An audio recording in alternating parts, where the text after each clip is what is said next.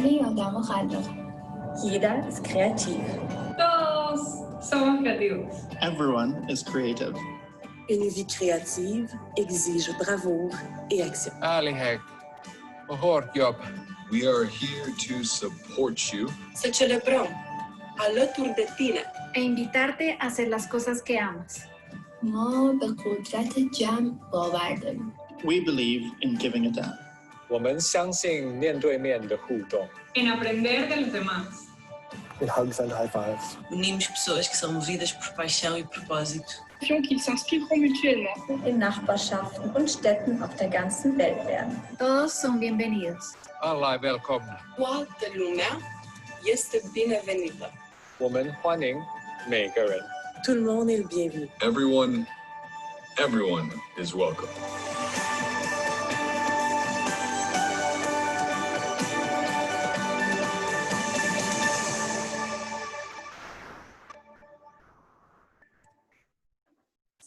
So I always get goosebumps when I see it. So maybe a small explanation why we are traveling around every Tuesday. So I love traveling, and Corona took the best thing in my life, meeting other people from different countries, from different backgrounds, and just traveling around. And and I'm so happy that we can travel with Creative Mornings every Tuesday to another country, and just to learn how people live, what's their background. And I'm super happy to have today Vini at our talk. And when I tell you how we met, you will all laugh, because we just met a year ago in London in a bar for one night. But we kept in touch, and we stayed in touch. And today he will talk about his background, because we both lived at the same time together in Hong Kong, but we never met. It's incredible that we never met, because at the end of the day, Hong Kong is a village, especially for people living abroad, but we never met. So it took us a little detour to London. And maybe you want to tell us who you are, what you're doing, and where you are. Sure. Hi, Nadine. Hello, everybody. Good morning, good afternoon, good evening, good night, wherever you are in the world.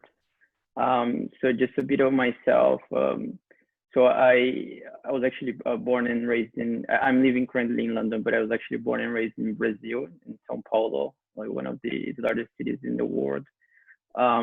And then since I was a little kid, I was also fascinated with maps and exploring the world. And I wish I could visit all these countries and with my own eyes, the Eiffel Tower, the Big Ben. And then eventually I managed to travel a bit with my family when I was younger. But I wanted to have an experience like by myself, being able to live in a foreign country. And then when I was in university in Brazil, there was an opportunity for an exchange in Switzerland. So I was like, okay, yeah, it's going to be nice to experience something that's complete opposite to Brazil. It's a country that is very small compared to Brazil. There is no sea. It can be quite cold. You can have snow that you don't have in Brazil. Even for such a large country, we don't have tropical weather. And then it was an amazing experience. It was only one semester, but I think the nice is not just the country, but you manage to see people from all over the world, from all the different countries, continents. And you see that, people have different values and they see things in different ways. And then you manage to learn things in a different perspective that you've never had at home. Eventually, I had to go back to Brazil to finish my graduation. But I was really in my mind like, okay, now I want to really live abroad, be able to travel somewhere outside of Brazil and then work eventually. So I graduated. I was looking for a job in Brazil for an international firm. And then I managed to find a job in an American firm. And since day one, to my manager, who was Australian, I told him, okay, I'm interested in this job, but I want eventually to move to a different office abroad. And I said, okay, calm down. Like, eventually, maybe some opportunity is going to happen in the future.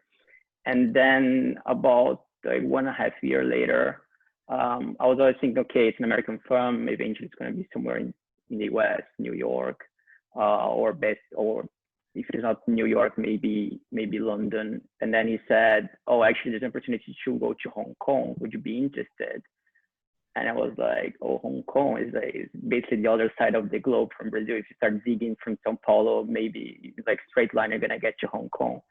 And I didn't know much about Hong Kong. I just knew, okay, I think it was a former British colony. But why not? You know, I think the nicest thing in life is to just embrace opportunities. And if you don't like, then you didn't like, but at least you tried. I think the worst thing in life is the what if. You know, what if I had done this or that? Because I'm never gonna know. So I moved to Hong Kong, and I knew zero person, like no one, no friends have ever been to Hong Kong. Even the office that I was going, like I never had interaction with these colleagues. And so I moved to a country very far from my home country. And in the beginning, you know, it's like you have to find a new place to live, you have to open bank account, get a local ID card. All the things that are a bit tough. And then how can I make friends here? And then eventually I was lucky that there was a guy in the office who is very international background, New Zealand, but lived in different countries. And he invited me to go for a birthday boat party of a friend of his girlfriend, something like this. It was summer in Hong Kong, so it's very common. I think that you must know that some people, you just get a boat and then you go with friends and you just listen to music, talk with people, drink. I was like, okay, I don't know anyone, but you invite me, maybe I can meet some people. And then I went there and then I spoke with some people. And then from that time, it's just a chain reaction. It's like a snowball. You start to meet people from all over the world, especially in Hong Kong, that you see a lot of young people that they're very adventurous. I think similar mindset as me, you know, they just go from their countries very far from Hong Kong, and they don't know, most of them, they don't know anyone. So they're very keen to make friendships. So in Hong Kong, I spent 2 years there, and it was an amazing. I mean, I didn't know Hong Kong. It's a very unique place. You cannot imagine that you have all those. I mean, the typical picture of Hong Kong, you see that skyline with all the skyscrapers, very beautiful. But Hong Kong is not just that. You have a lot of nature. They have like several islands, beaches, like paradise, and so it was a very, very unique experience.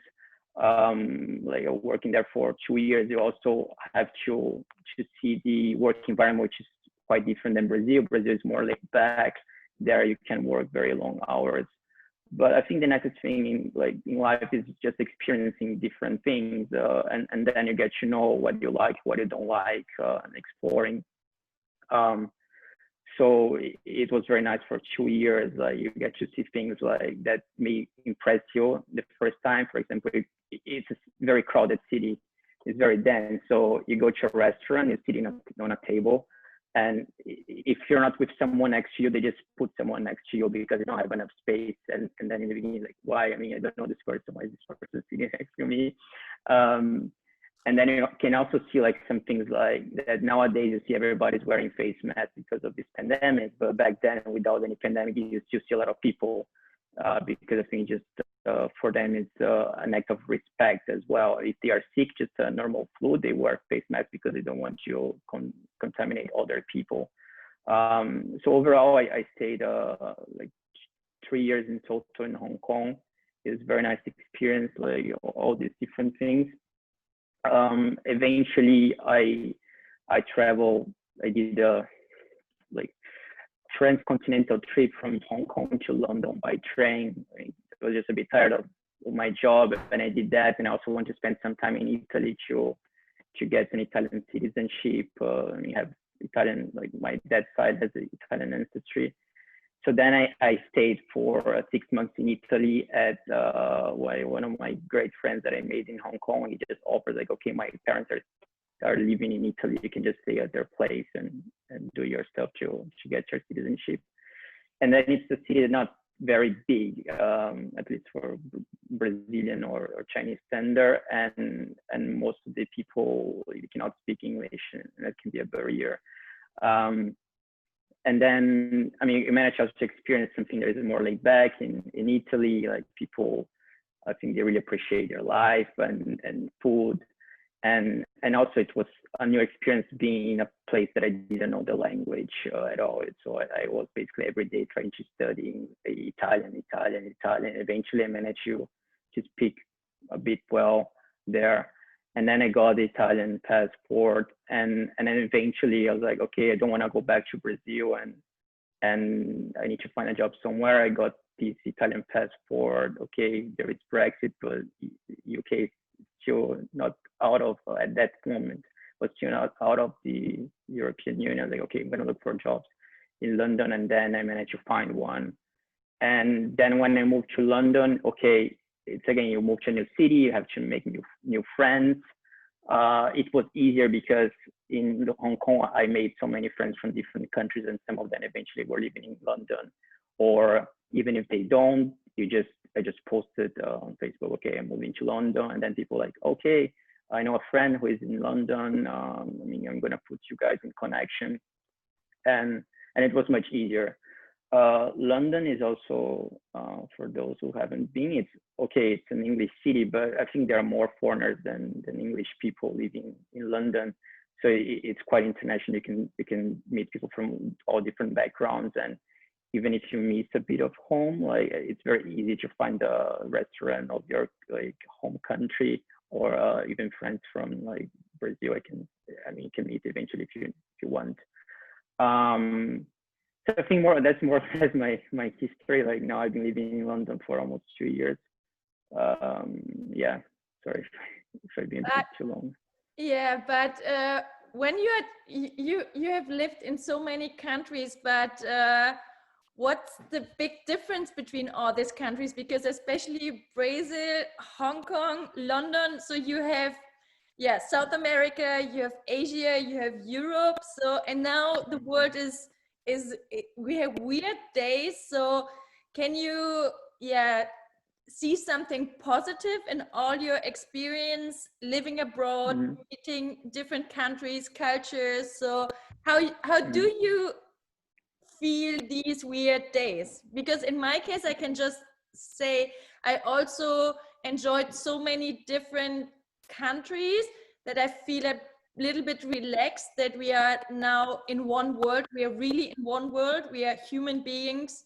We're all facing the same problems, but how do you see it? Well, I'd say, so experiencing living in different countries, like, you're always going to see positive or negative, just like everything in life is like, it's always a trade-off. You're going to see no place is perfect. Like you have few things that you like, some things that you dislike. But I think overall, I think the most interesting is the diversity. You get to acquire different views and explore different places. And I think you all gain knowledge. I think with diversity, you always gain knowledge. About the situation at the moment, I think what can help for sure is that, I mean, we're in a very globalized country with, even though like I may not be able to, hug someone that is very close to me, but you manage to have Zoom or all these virtual experiences that, imagine if we were experiencing these like 20, 30 years ago, it would be much, much harder, I'd say. And then that's one thing, like in Hong Kong, that was very far from my family. I wouldn't be able to visit them that often. It's a super long flight from Hong Kong to Sao Paulo. Is actually 2 flights, total 26 hours. But I think it's much easier nowadays that, okay, at least you can see the other person, in a video call, than it was before. Like before, I couldn't imagine, even if it was just a phone call, it must have been so difficult. And before that, you had to write letters, for example. I couldn't imagine. I think what is still difficult for me is, for example, if I'm having a video call with my family and there is my dog cannot see the screen. So it's very tough. I feel like quite bad. But I think, yeah, I mean, eventually hopefully it's gonna end. And I think the most important is not just how long it's gonna take, but that we're all gonna be healthy and safe. I think that's the most important. But which country or city is really your home? Is it still Brazil? Oh, yeah. It's a really difficult question. I know. Shame on me. It's quite tough. I'd say I don't know, like so far, all of them, somehow I loved the experience, but I don't know, it's a very tough question. For example, Hong Kong, it was quite nice. It was a very nice experience. I think the mix of urban landscape and nature is very unique, and the weather as well, because I come from a tropical country. So for me, it can be a bit hard in Europe when you have long nights during winter, and even here it's supposed to be summer. It's still like max 20 degrees Celsius. Sorry, I don't know how much is in Fahrenheit. So it's tough, and also it's about like your where you are in your life. For example, Hong Kong is quite a nice place. Maybe you're in your 20s, but eventually the rent is so high and the places are so tiny that I cannot imagine for families it can be quite difficult to live there. I don't know, like, sorry, I cannot answer. Yeah, it's hard for me to pick this one place. Yeah, it's the same for me. I'm definitely German, but I also feel home in Hong Kong, and yeah, I feel really, yeah, I'm just scared about these days. How do you feel the political situation right now in Hong Kong? Because I know that we talked a few months ago. It was really during the peak of the protest, and I think you were in Hong Kong. And we had, the junk boats at the weekend. We have junk boats, and we both felt a little bit guilty because it's not our story, but of course we empathize with the people.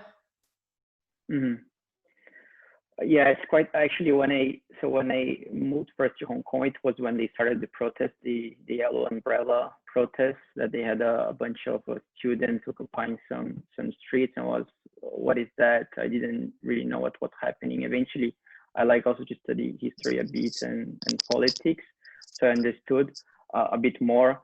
Well, it's very hard for me to opine without maybe hurting anyone's feelings, but I'm also not a legal specialist, but today they just approved, like China just approved the security law, the national security law. And what I can tell you that the Hong Kong people, many of them, they value their experiences being a British colony. One of the, let's say the biggest rewards that they received from the British, the rule of law, to know that everybody's gonna be, if they happen to be, they would happen to be prosecuted, there would be like a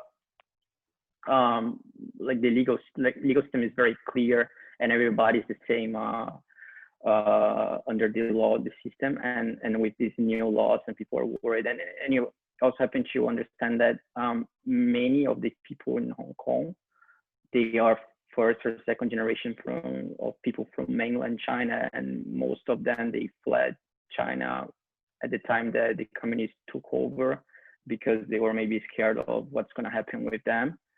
And well, in '97 there was the handover from the UK to China, but they agreed that there would be one country, two systems, that for 50 years until 2047, Hong Kong would be semi-autonomous. They would have some kind of democracy. And what people are saying is that they are not respecting this transition period. They're anticipating that, which is very sad, in my opinion. And but are you planning to go to Hong Kong, or? I'd love. I mean, my girlfriend is from Hong Kong. She lives here in London. She's going in August, but I cannot. Now they're just accepting people that are from Hong Kong, or they have a working visa there. So I'm not sure when it's gonna be the next time. But maybe you can share your Instagram account, because I'm always jealous to see your Instagram account and all those travel pictures.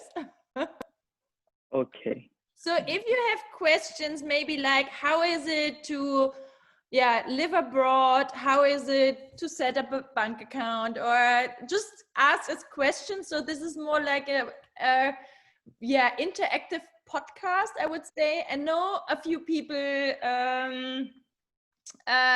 didn't like this podcast style, but I like the idea that we can get in a dialogue and ask questions, and this is 1 hour we can share our experience. So yeah, that's the skyline. So for me, Yeah. it's always weird because when you're at Hudson River in New York and everyone is talking about all the skyscrapers, and at the end it's just Manhattan, but when you're really in Hong Kong, it's a city of skyscrapers. Yeah, it's really unique. That was I think that was my first night in Hong Kong. I was staying in a service apartment for the first weeks, and that was I think the first night and then the first day, and I was like, whoa, that's really really impressive. But then at the same time, there's also Hong Kong, for example. It's crazy. I mean, you have all the urban landscape, but then you have the nature. You have like amazing temples that are quite beautiful. This is at the peak. So most of the pictures that you see from Hong Kong is actually from this place, the peninsula called Kowloon, and then you see Hong Kong Island, and then on the back you see some hills, and you can do hikes, and that's also something very interesting. You have so many hikes, like dozens of hikes. So in Hong Kong, if you like outdoors activities, in winter you can do several hikes. In summer it's a bit too hot and humid, but then you can just go to the beach and enjoy. And that was, I think that was Chinese New Year one day, my friend's place. And yeah, it's very unique. I mean, it's a very, very unique city, I think, in the world. Let's see. But how did you deal with because Kylan asked, how did you deal with the language in all these countries? So you're from Brazil, so your mother language is Portuguese, right? It's Portuguese. Yes. Yeah, so Portuguese. Then you moved to Switzerland. So I think in Switzerland it was a mix between German, English, French, maybe? Yeah, it was. So in Switzerland, it was, I was living in the Swiss German part. So it was Swiss German, they could speak German. But then my interaction was mostly with foreign students. So we're all speaking English. It was okay. I mean, in Brazil, I took like 2 years of English classes. So it was a bit rusty, but it was fine. But then when I moved to Hong Kong, I think the most difficult is many people that can speak English there, even though their native language is Cantonese. But the accent in the beginning was quite tough. So I took some time my ears took some time to adapt to the accent. But eventually that was fine. I think the most difficult was in Italy, because in Italy, not many people in the city where I was living, they could speak English. And I had to have interaction with people in the public office, and I was spending most of my day just on Duolingo trying to learn Italian. I think that's a good, sorry for the advertisement, but I think that's quite good app if you want to learn languages. Duolingo is very interactive. But I couldn't manage to learn Cantonese. It's probably the most difficult language in the world. You have 7 tones.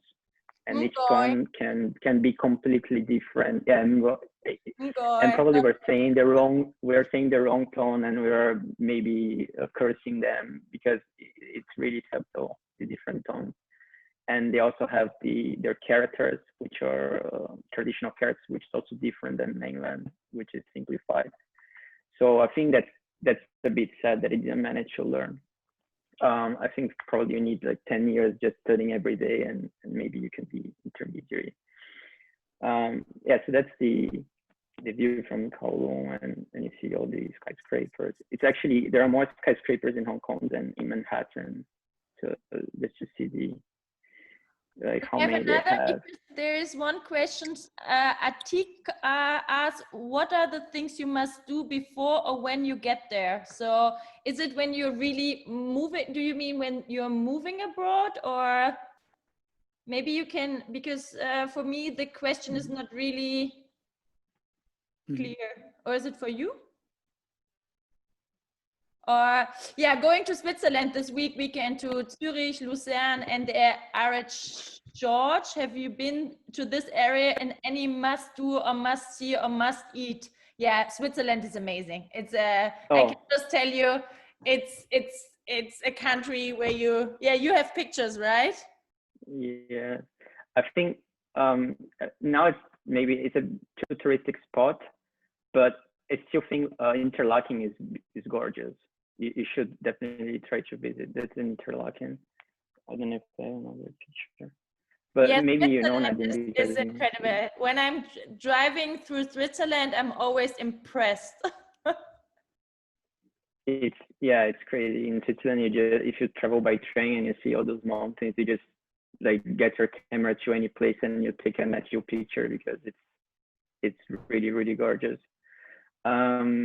So I would say, yeah, Lucerne is probably quite a nice place to visit. I'd say Zurich is a bit maybe overrated. Zurich, it's a big city, but not so many attractions. So I'll definitely say Interlaken. About when you move to a different country, I think it really depends on the country. For example, when I was moving to Hong Kong, it was a job offer. So I had the company, they were sponsoring my visa and they were helping also with the relocation. And it really depends. For example, even with that, it was quite difficult to open a bank account in Hong Kong because it's a bit of a tax haven. You know, their income tax, the max is 15%. So many people try to open bank accounts or companies that are as tax haven. So they were asking, for example, I need the proof of residence in English, and I didn't have because I was living in Brazil and it was all in Portuguese. But at the same time, for example, in Honduras, it's quite easy. You have like Revolut or Monzo that you just need a UK number and you can easily open a bank account. So it really depends. So in my case, I moved to Hong Kong without a sponsorship. So I opened my business in Hong Kong. So yeah, I moved without a plan to Hong Kong. And yeah, so I can just say I started with a tourist visa and then I set up my business in Hong Kong and I stayed for 3 years. So at the end, I think when you're facing the problems, you get solved them. So of course it's not easy, but at the end, when you're friendly and you wanna interact with the people and you just tell your true story. So I started here as a tourist visa person, but I like the city and I see an opportunity to set up my business here. People will help you. So I can just tell you that normally after 90 days, you have to leave the country with a tourist visa, and my flight was postponed. So I needed 92 days. And I just went to the government and I said, okay, I definitely need an extension. And the guy was so nice and he said, okay, I will extend it to 3 months. And I said, I just need 3 days. And he said, yeah, I don't care. I give you 3 additional months. So it was more like, he was super friendly because he could see I'm not cheating on the system. So I have good attention. So yeah, that's just my experience. Mm-hmm. But that's very true. There are many people who, what they do is because Hong Kong, usually they give you 90 days of a travel visa, like normal tourist visa. And then what many people do, they go after 90 days, they go to Macau, which is like 1 hour by ferry. Now they have a bridge, but it was 1 hour by ferry. And then they return on the same day and they get an additional 90 days. Because Macau is a different territory, so they have a different visa system. So many people will do that. I know also a friend that he was just traveling in Asia, and then eventually he was going to Hong Kong, and then his money was gone, and like he didn't even have money to go back to, he's British, to go back to the UK. And then he had to leave for a few days on the street, but eventually like he was speaking with people and he managed to get a job, and now he's been living there for a few years. I wouldn't recommend doing that, but I'm saying that some people, they manage that way. There's another question. How do you like the pace of Hong Kong? And have you been to the western part of China? To the western part? The western part. So I think the western part of China, it means really the mainland, right? I would understand it to the mainland. But how do you, because I can just tell you, for me, the pace of Hong Kong was quite balanced, because under the week you're always running behind the system. You are an aunt in a big city, but at the weekend during the weekend you're in the nature, you're having incredible hikes, you can rest, you have your peace, you're at the beach. How was it for you? Yeah, so for me, it was the work-life balance was actually quite bad. I was working in finance and plus Hong Kong, so I was doing maybe about like 11, 12 hours per day. And let's say it's not the normal, but I think Hong Kong is probably one of the longest working hours, like weekly working hours in the world. But then yes, on the weekend, and you have your time to, and you can do, I like to do a lot of outdoor activities. So I was basically on the weekend going with friends on different hikes, have those long hikes, or you just go to the beach, you take a ferry and go to a different island. So let's say, I think working wise, it was quite tough, especially because I was coming from Brazil, which is probably the other, the opposite pole of working hours. But eventually, I think you get a bit adapted to that. And I think it also depends on the industry and the job that you're doing there. About going to West China, I don't know if you mean Tibet or maybe Xinjiang. I haven't been. I would love to have the opportunity to go to Tibet. I was actually thinking about doing Tibet, Nepal, India, but India I couldn't do. And Xinjiang, also Urumqi, I didn't have an opportunity. What I could visit in China that I really recommend is Guilin, which is a few hours from Hong Kong. It's actually, I don't know if I have a picture here. It's super beautiful. You have like some hills with rivers. It looks like a bit of apocalypse now. I don't know if you ever watched that movie. It's quite beautiful. And then obviously, I think Beijing is quite nice. You can see the Forbidden City and also the wall.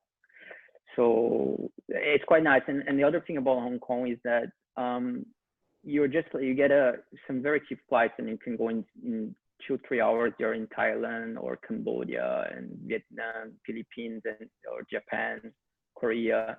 And it's quite nice because each country have to see like a lot of nature or the culture. The flights can be also cheap, I think, especially in comparison with Brazil. Some domestic flights are very expensive.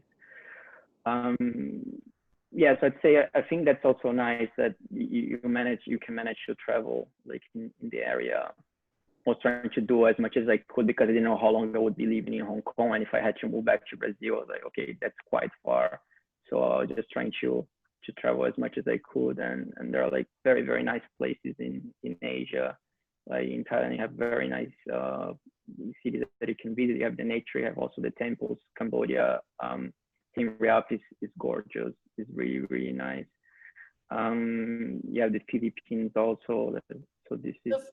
For me, the biggest surprise was Taiwan. Taiwan, yeah. Taiwan Have you been? Yeah, I've been to Taipei, and that city that, that the movie Spirited Away, the anime movie, it's also not very far. And the food is amazing. People are nice, and it's not as expensive as Hong Kong as well. So I think overall it's just, I don't know, I'm someone that I really like exploring different places and experiencing to get to see different views. I think if you're living in your country, you have like that those unwritten cultural norms in your country that you kind of follow, and even though because it's just the norm of your country doesn't mean that it's true. And if you happen to visit different countries, meet different people with different cultural backgrounds, you manage to experience everything, and maybe you can also see what's the most important for yourself, and you add them to you. So I think that's quite nice. I tell some friends in Brazil that, Brazil is quite sad the situation now. It's been sad for a few years. And I think that many people, they don't even complain about the politicians because that's basically their universe. They don't know what's going on outside of that. So if they happen to see that some people, they're really treated as humans as in many other countries, they will probably complain more and try to change the system. Yeah, and for me, it was so interesting to see that all Asian countries so different. So it's like in Europe, because when you're from Europe, you always have the idea that all Asian countries are similar, but it's the same in Europe. Italy's different to French people, but especially Taiwan is not a huge not really China friendly, but Japan is so amazing organized. So yeah, I think it's definitely worth to travel around. But we had one question. Did you take a photography class or did you teach yourself? No, I happened to take 1,000 pictures. Maybe one is quite good, and like by luck. I mean, sometimes it helps the place that you are, you know, like Switzerland or someplace that I visited. Just the place is so beautiful that any picture that you take, it's gonna be very nice. This is the view that I had from the office where I was working. I just I don't know if you can see, and I did like just time lapse, and it was crazy. It was the meeting room, and sometimes we would just I think most of the days we wouldn't have time to have lunch outside of the office. We just grab takeaway and we would eat in that room. And I was like, how can you focus on the meeting when you have meetings here with this view? It was quite amazing. Yeah. So I'd say and this was when I was in Switzerland, which is quite crazy because in Brazil we basically don't have snow. It's the size of Europe, but you have maybe 1 or 2 cities that they have a couple of days of snow. And when in Brazil we're raised that we have all these Hollywood movies like Home Alone, and you see Christmas is full of snow and quite cold, and in Brazil it's during summer, it's opposite season. And then when I was in Switzerland, I happened to be there during Christmas, and it was snowing. I was like a kid, I was like 20 years, I was like taking a lot of pictures. Oh my God, no! Finally, I can have a Christmas like in the movies. Yeah.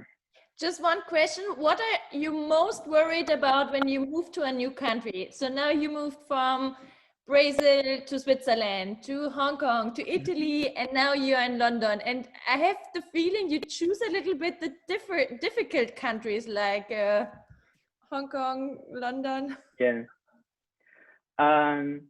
Well, let's say Hong Kong, it was not my first choice. It happened to appear in my life, I think, luckily. But I'd say that you just embrace. I think the beginning, of course, I was scared. I was, should I really do that? I mean, I don't know anyone. Like I'm also, like I think I've also been very shy. You know, I'm actually a shy person. I'm gonna meet friends and I'm gonna adapt to the place. But I think if you're really keen to experience a place, then just go. Even if you're scared, just try. I think you should try, because if you try and you don't like it, at least you'll try. But if you didn't try, you're gonna have that in your mind, like, what if I had tried? So if you're keen to explore Asia and live there, then just try to find an opportunity. If you want to go to Europe, and just do. I'd say in my life, I didn't really choose the countries. It happened to happen, you know, appear opportunities, and I managed to live in those countries, but it was not by choice. But what I would say also nowadays, for example, the job that I got in London, I was not in London when I applied for the job and got the interview actually in Hong Kong. And I got all the interviews for video calls or calls. And you have LinkedIn, and nowadays you just apply for jobs abroad if you're interested. Obviously, it's much easier if you already have a job, and then you can move with the job. And I think you can find a lot of opportunities there.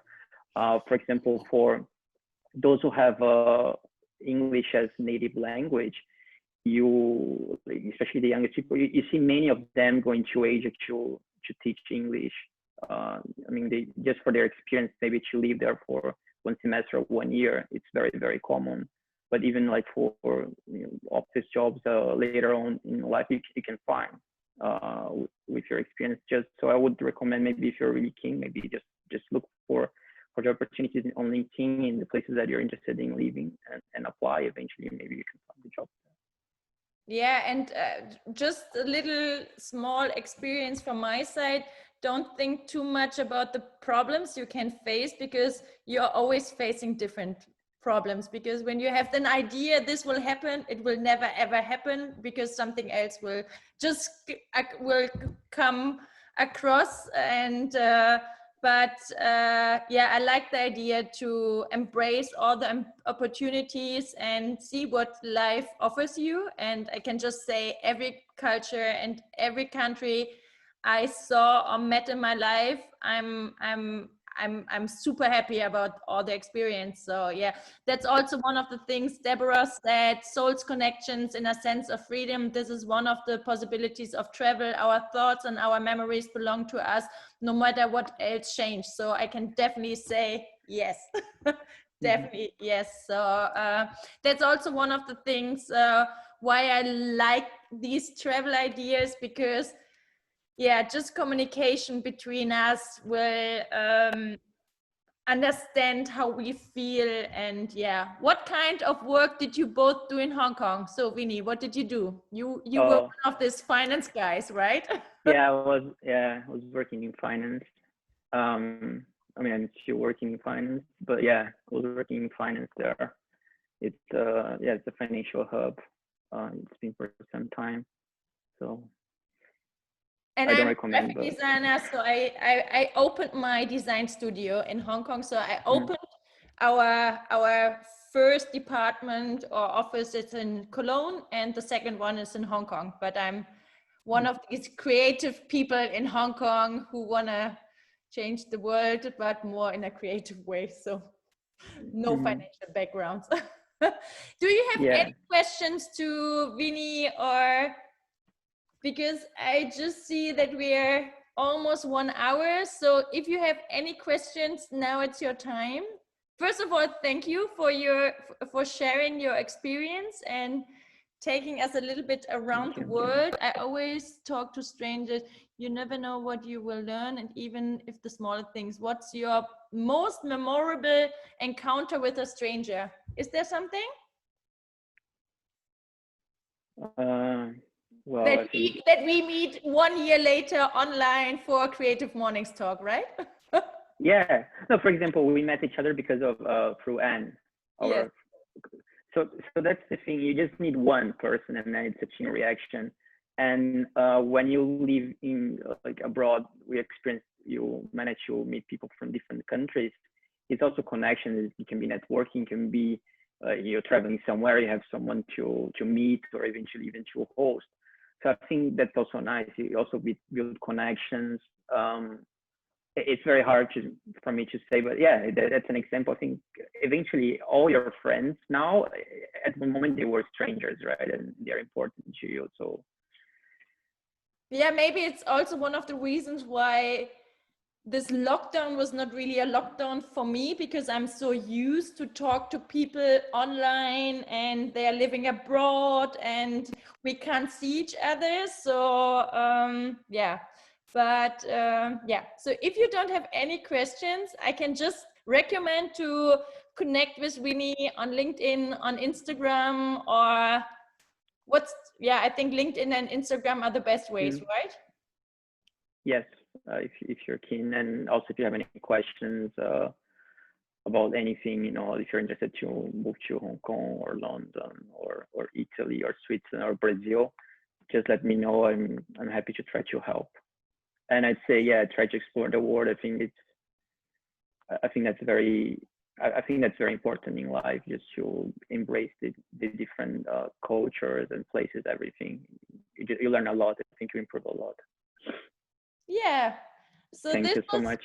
Yeah, this was my last travel experience before the summer break. So I'm also going a little bit on holidays, because it was normally we have just an event once a month. So I'm now traveling for 12 months, every 12 weeks to a different country. And I can just say it was one of the best experience, because I met so many amazing people like Dora. I can just say Dora, like, because she attended really the last talks. And I think it's so important that we just communicate and get in touch and to learn from each other and see where we are coming from and to expect other point of views and maybe sometimes we are just wrong or maybe we are meeting in the middle, but yeah, I hope I will see all of you after